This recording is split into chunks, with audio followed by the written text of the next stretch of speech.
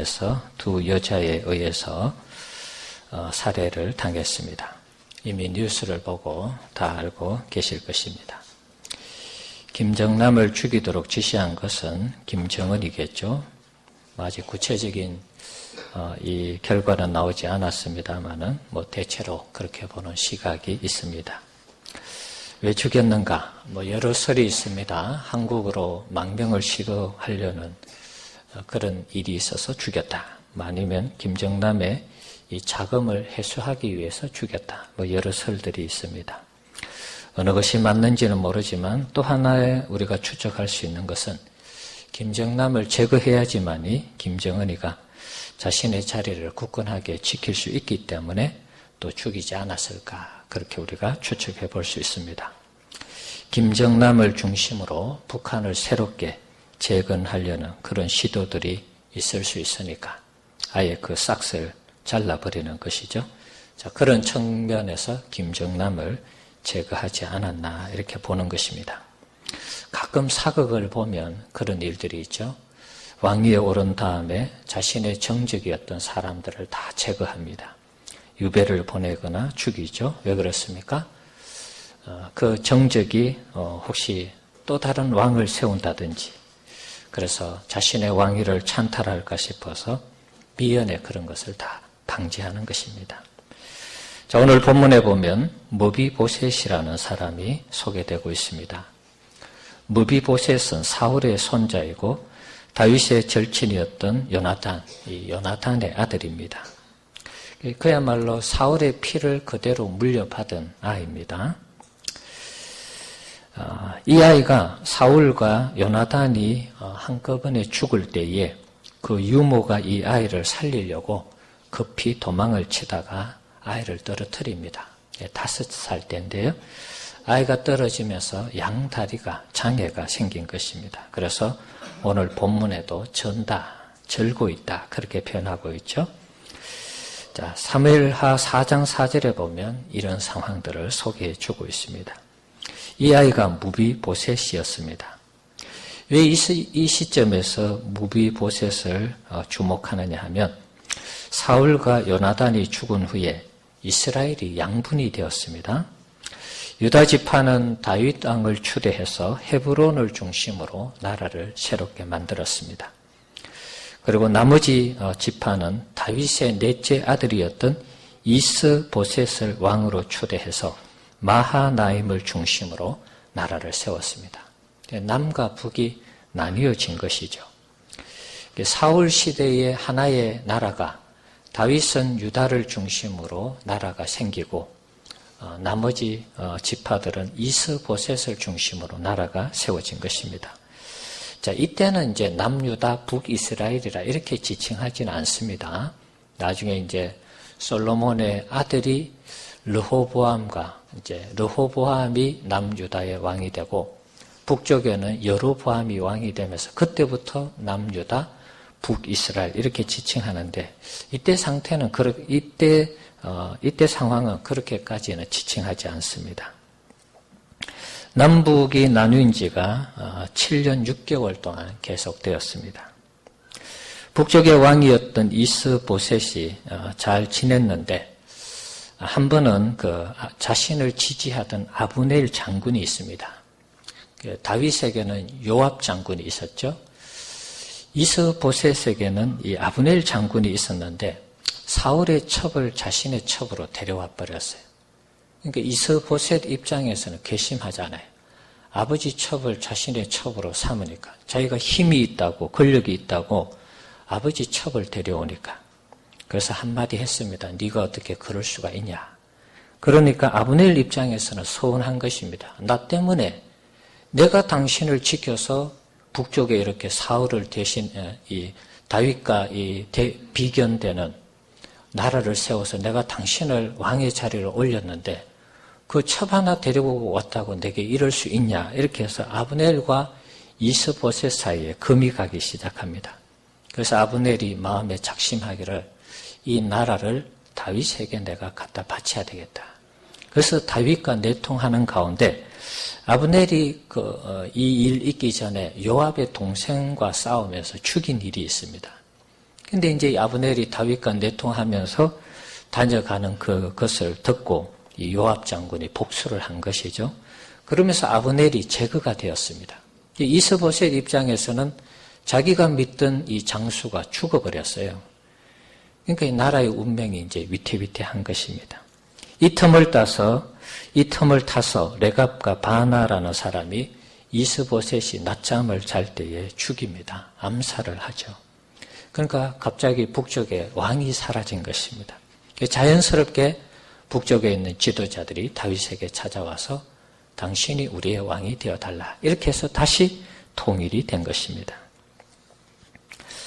다윗이 통일을 이룬 다음에 이제 왕이 되고, 그러니까 이제 주변 사람들이 사울의 왕가를 살펴봤겠죠. 혹시나 또 반란이 일어나서 나라를 어지럽게 하고 다윗에게 대항하는 무리가 없을까 아마 살펴봤을 것입니다. 그 중에 유일하게 살아남은 사람이 무비보셋이라는 사람입니다. 아마 신하들 중에는 이런 충언을 했겠죠. 다윗 왕이요, 무비보셋을 빨리 제거해야 됩니다. 혹시나 사울 왕가를 재건하려는 무리들이 있을지 모르니까 빨리 제거해야 됩니다. 뭐 그랬을지도 모릅니다. 자, 하지만 다윗은 그렇게 하지 않았습니다. 오늘 본문에 있는 것처럼 무비보셋을 찾아내어서 그를 한 왕자처럼, 어떻게 보면 뭐 양자로 삼는 그런 모습입니다. 사울의 빼앗겼던 밭을 다 도로 줍니다. 그리고 함께 이 식사를 할 수 있도록, 식사를 늘 같이 할 수 있도록 초대하죠.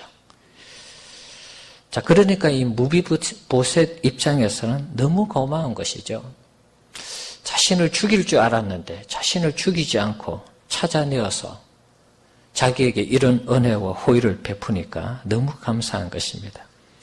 죽여도 쉬운 차를판에 자신을 죽이지 않고 자신에게 이런 대우를 해주니까 너무 감사한 것이죠. 그래서 사무엘하 9장 8절에 한번 읽어볼까요? 그가 절하여 이르되 이 종이 무엇이기에 왕께서 죽은 개 같은 나를 돌아보시나이까. 자, 자신을 죽은 개 같다. 정말 다윗이 죄 안 돼, 없애버려. 나중에 후일에 어떤 일이 있을지 모르니까 죽여버려. 이러면은 정말 한 짐승처럼 죽을 수밖에 없는 그런 인생인데, 근데 다윗이 이 무비보셋을 불러다가 그를 왕자로 삼고 또 그에게 잃어버린 재산을 다 되찾아주고 왕의 상에서 함께 먹도록 한 것입니다. 뜻밖의 은혜를 체험한 것이죠.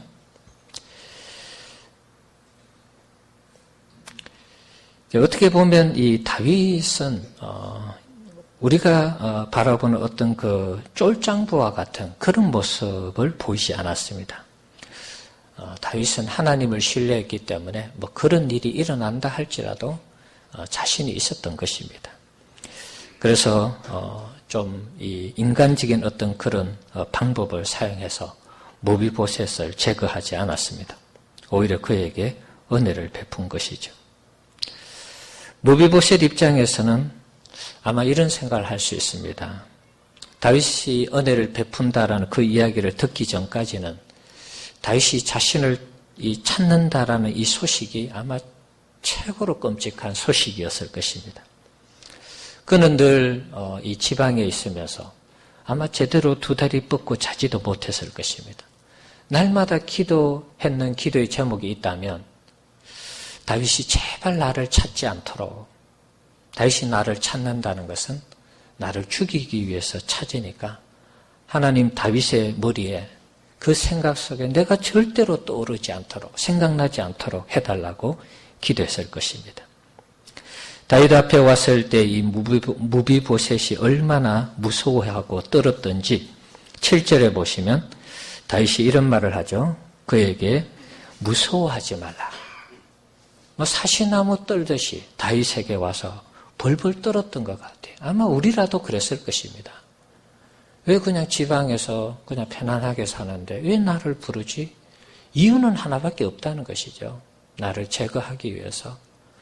사울의 왕가를 재건하려는 그런 어떤 부분에 있어서 내가 혹시 걸림돌이 될 수 있으니까 나를 제거하기 위해서 불렀겠지. 그런 마음으로 갔는데 다윗이 자신의 이름을 부를 때 사신을 못 떨듯이 떠는 것입니다. 다윗이 자신을 찾는다고 그렇게 이야기를 들었을 때 이제 올 것이 왔구나. 이제는 죽었구나. 그런 생각을 했을 것입니다. 자, 하지만 다윗은 그를 살려주고 사울의 토지를 되찾게 해주고 또 자신의 상에서 함께 먹게 했습니다. 마지막 절에 이런 은혜를 베푸는 이 다윗의 모습을 보면서 아마 무비보셋은 그제서야 안도를 하고 이제는 살았구나. 그런 어떤 마음을 가졌을 것이라 보는 것입니다. 다윗은 무비보셋에게 베푸는 은혜를 거기에서 그치지 않고 9절 이하에 보면 시바라는 종을 붙여서 그 집을 잘 섬기도록 그 종이 다 농사해서 이 무비보셋을 잘 섬기도록 그 가족 전체를 무비보셋의 종으로 맡기는 그런 장면을 볼 수가 있습니다. 다윗의 이 마음 씀씀이가 참 대단하죠. 사랑하는 성도 여러분, 오늘날 이 무비보셋이 누구이겠습니까? 이 무비보셋이 오늘날 우리 자신이라는 사실을 여러분 기억해야 됩니다. 우리는 하나님 앞에 죄를 지어서 심판을 받아 마땅한 존재였습니다. 이 땅에서 그 죄값 때문에 제거되어야 하는 하나님 입장에서는 정적 1호였습니다. 하나님의 손에 사람을 만들었는데 이 사람들이 날마다 하나님을 대적하고 하나님께 죄를 짓고 하나님이 싫어하는 일들을 하는 것입니다. 죄를 먹고 마시며 죄를 즐기는 이 인간들, 어떻게 보면 하나님의 제거 대상, 정적 1호인 것입니다. 사람은 어떻습니까? 기회만 있으면 하나님같이 되고자 합니다. 얼마나 교만한지 하나님을 심판합니다. 하나님 죽었다. 하나님 없다. 이렇게 말합니다. 우리는 하나님의 자리에 올라가서 수많은 것을 판단하고 정죄합니다. 하나님의 아들이 왔을 때 어쩌면 우리 인간들은 그런 생각을 할 수 있습니다. 올 것이 왔구나. 하나님이 우리를 심판하려고 그 아들을 우리에게 보냈구나. 그런 생각할 수 있습니다. 하나님의 공의와 정의의 칼로 우리를 심판하려고 그 아들을 보냈구나. 그런 생각할 수 있습니다. 그런데 이 웬일입니까? 그 아들이 우리를 심판하는 것이 아니라 그 아들이 우리 죄 때문에 십자가에 대신 죽는 것입니다. 이 어처구니 없는 말도 안 되는 하나님의 사랑을 우리가 죄인 되었을 때 그대로 보여주신 것입니다. 우리가 죄 때문에 우리가 죽어야 하는 그 자리에서 우리가 저주를 받아야 하는 그 자리에서 하나님의 아들 예수님이 십자가에 못 박혀 죽은 것입니다. 죄의 저주를 받아 죽은 것입니다. 있을 수 없는 이 놀라운 사랑, 은혜가 십자가에서 나타난 것입니다. 그 은혜의 대상이 바로 우리 자신인 것입니다. 무비보셋이 다윗의 정적 1호로 죽어야 되고 제거되어야 할 대상인데 살려주고 같이 밥 먹고 같이 토지를 회복시켜주고 그 종을 붙여주는 그런 은혜를 입은 것처럼 우리가 죽임을 당해야 하는 죄의 대가로 죽임을 당해야 되는데 우리를 그 아들을 십자가에 대신 못 박아서 우리로 하여금 하나님의 아들 되고 자녀 되게 한 것입니다. 이런 말로 표현할 수 없는 하나님의 은혜이죠. 무비보셋의 고백처럼 우리 역시 마찬가지죠. 죽은 개 같은 우리를 위해서 하나님의 아들이 이 땅에 우리 대신 위해서 오셔서 죽으신 것입니다. 이것이 하나님의 은혜고 사랑인 것입니다. 하나님 입장에서 우리 인생을 심판하는 것이 정말 어떤 짐승 하나 죽이는 것하고 비교해서 뭐가 다르겠습니까? 하나님 입장에서는 이 지구 전체가 사라져도 아무런 의미가 없습니다. 지구는 이 우주 전체 크기에 먼지만 하지도 못합니다. 너무 작은 것입니다. 이게 사라진다고 해서 우주에 영향을 미치는 게 아닙니다. 그런데 우리를 심판하는 것이 아니라 우리를 위해서 아들을 죽여서 그 아들을 믿는 자에게 하나님의 자녀와 하나님의 백성의 은혜를 주신 것입니다. 아들은 여기까지 와서 철저히 순종하면서 하나님의 이 구원의 이 뜻을 이루어 주셨습니다. 우리는 받을 자격이 없는데 이런 은혜를 받고 하나님의 자녀와 하나님의 백성이 된 것입니다. 무비보셋이 입은 은혜는 자기가 살아있을 동안에만 지속이 되는 것이죠. 그러나 우리는 이 땅 위에서뿐만 아니라 영원한 은혜를 입게 된 것입니다. 이 땅뿐만 아니라 하나님 나라에 가서도 우리는 하나님의 자녀로 백성으로 하나님과 영원히 함께하는 은혜를 입게 된 것입니다. 무비보셋과 비교해서 우리가 받은 은혜가 절대로 작지 않다라는 것을 여러분 기억해야 됩니다. 그래서 말로 표현할 수 없는 어마어마한 은혜가 우리에게 주어진 것입니다. 그래서 오늘 제목을 뜻밖의 은혜라. 정말 생각하지도 못한 뜻밖의 은혜를 우리가 받은 것입니다. 사랑하는 성도 여러분, 우리가 하나님께 이런 은혜와 사랑을 받은 존재라는 이 사실을 여러분 꼭 아셔야 됩니다. 내가 특별한 존재구나. 정말 하나님이 나를 너무 사랑하시는 그런 존재라는 사실을 아셔야 됩니다. 자, 그렇다면 우리가 이런 하나님의 이 특별한 은혜를 받았다면 하나님의 은혜와 사랑을 잊어서는 안 되겠습니다. 그 은혜와 그 사랑을 잊으면은 우리는 정말 하나님 앞에 너무나 부끄러운 인생이 되는 것입니다. 그 은혜와 사랑을 기억하고 감사하며 하나님께 영광을 돌리는 우리 성도님들 되시기 바랍니다. 하나님이 기뻐하는 삶을 그래서 살아야 되는 것입니다. 우리가 정말 극적인 구원의 은혜를 받았다면 다시 하나님이 싫어하는 일을 하고 하나님이 기뻐하지 않는 일을 하면 안 되는 것입니다. 죄를 먹고 마시고 죄 가운데 살아가서는 안 되는 것입니다. 하나님을 실망시켜 드리는 이런 일들을 해서는 안 되겠습니다. 혹 그런 일이 있더라도 다시 돌아와서 주의 은혜를 구하면서 다시 하나님을 위하는 하나님을 기쁘시게 하는 삶을 살도록 우리가 정신 차려서 그렇게 신앙생활을 해야 되는 것입니다. 무비보셋이 다윗이 베풀어준 은혜를 기억하고 다윗에게 부응하는 삶을 살았습니다. 다윗이 압살롬에 의해서 예루살렘에서 쫓겨갈 때가 있었죠. 무비보셋이 만약에 압살롬이 예루살렘을 차지하고 그 아버지 다윗을 몰아낼 때에 무비보셋이 딴 생각이 있었다면 이때다 싶어서 사울의 사람들을 끌어모아서 다시 반란을 도모할 수 있겠죠. 아니면 적어도 다윗을 욕할 수 있습니다. 그래 봐라 말이지. 우리 아버지 그렇게 너가 힘들게 하고 사실은 사울이 더 힘들게 했죠.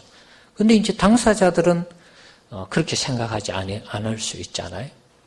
우리 아버지를 다 해치고 나라를 다 빼앗아 가더니만 잘됐다 봐라 뭐 이런 식으로 또 얘기할 수 있는 부분이 있는 것입니다. 자, 무비보셋이 다윗이 쫓겨갈 때 욕을 했습니까? 욕하지 않았습니다. 그리고 다윗을 이렇게 없애려고 시도했다거나 나라를 다시 사울의 왕가를 재건하려거나 그렇지 않았습니다.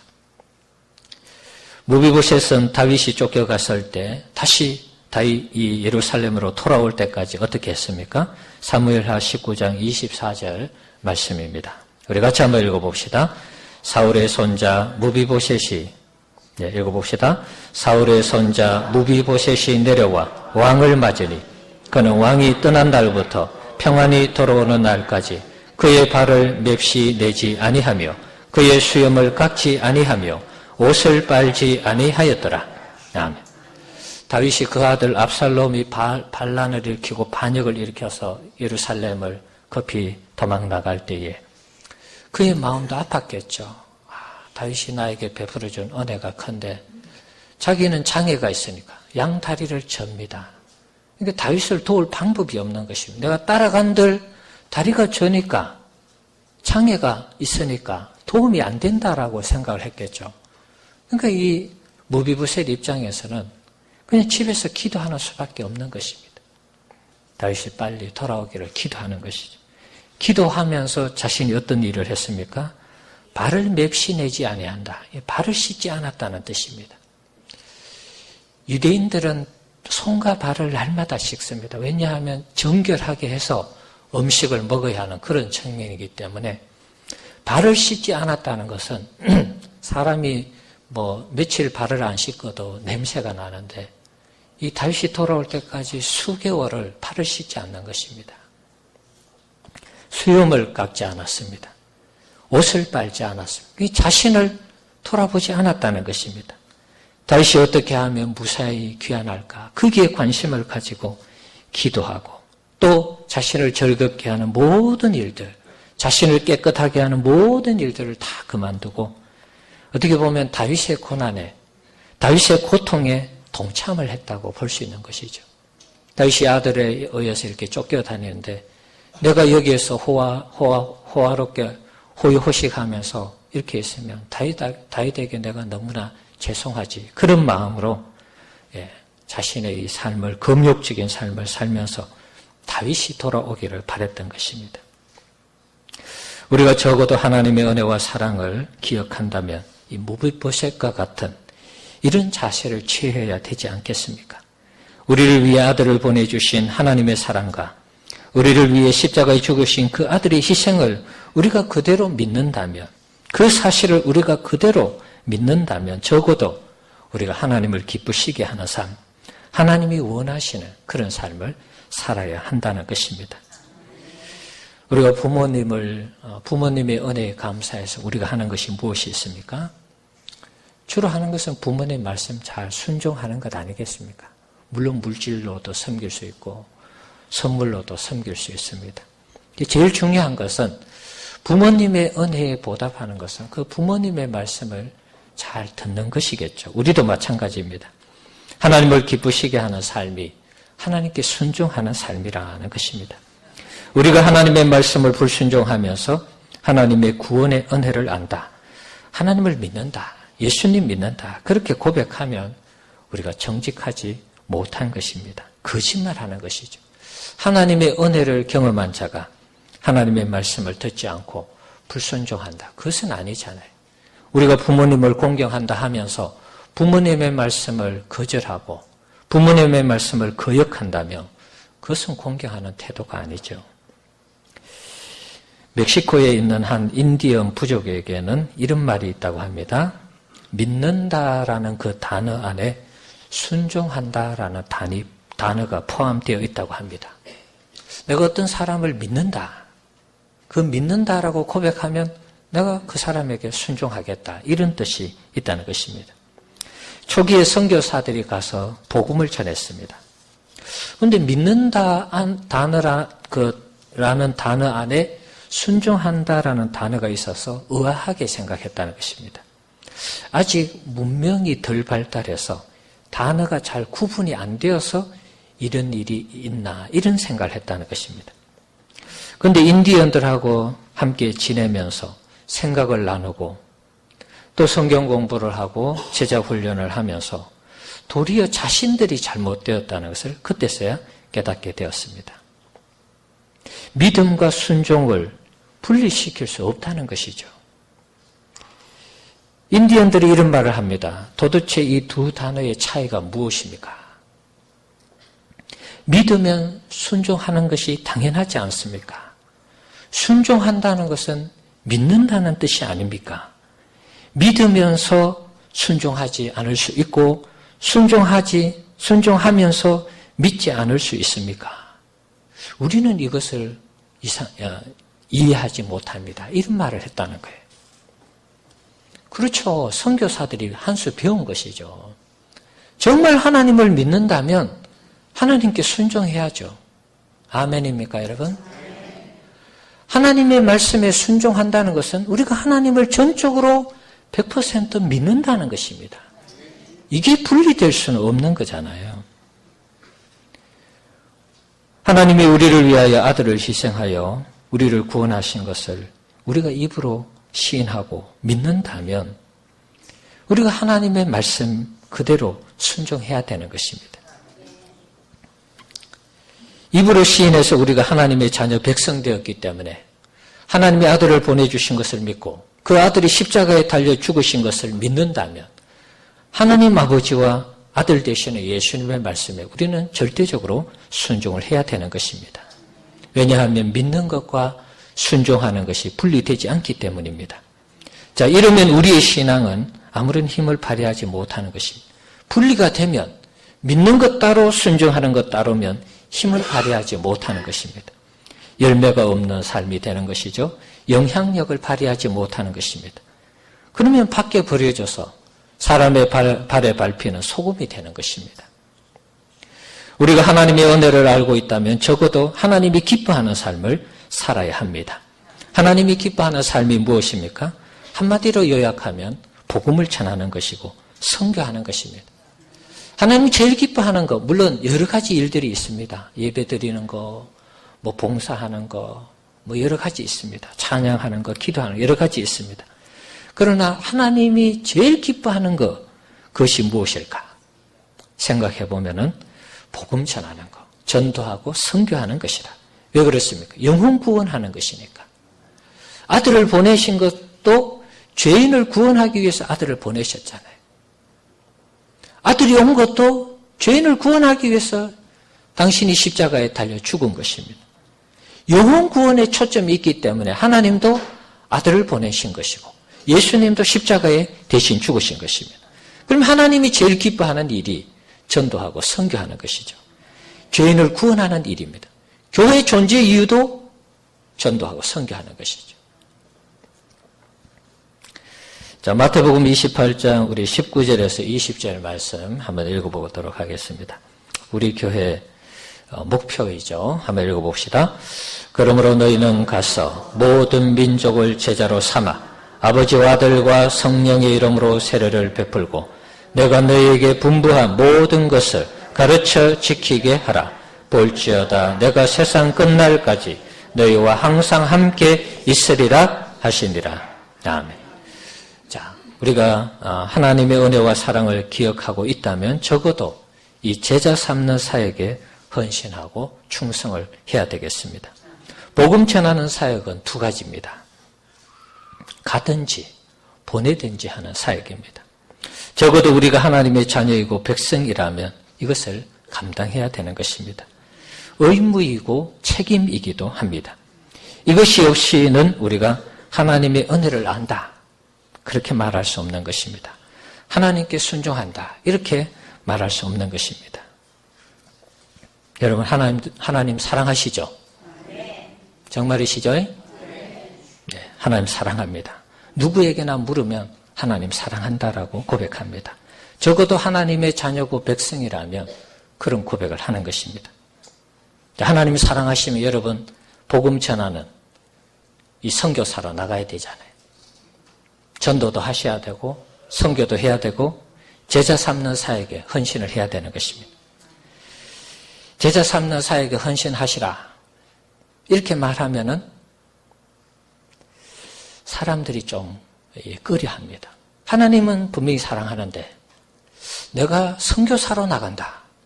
그 위험한 곳에 전도하러 나간다. 전도하러 나가면 요즘 참 알아주지도 안 하고 부끄러움 당하고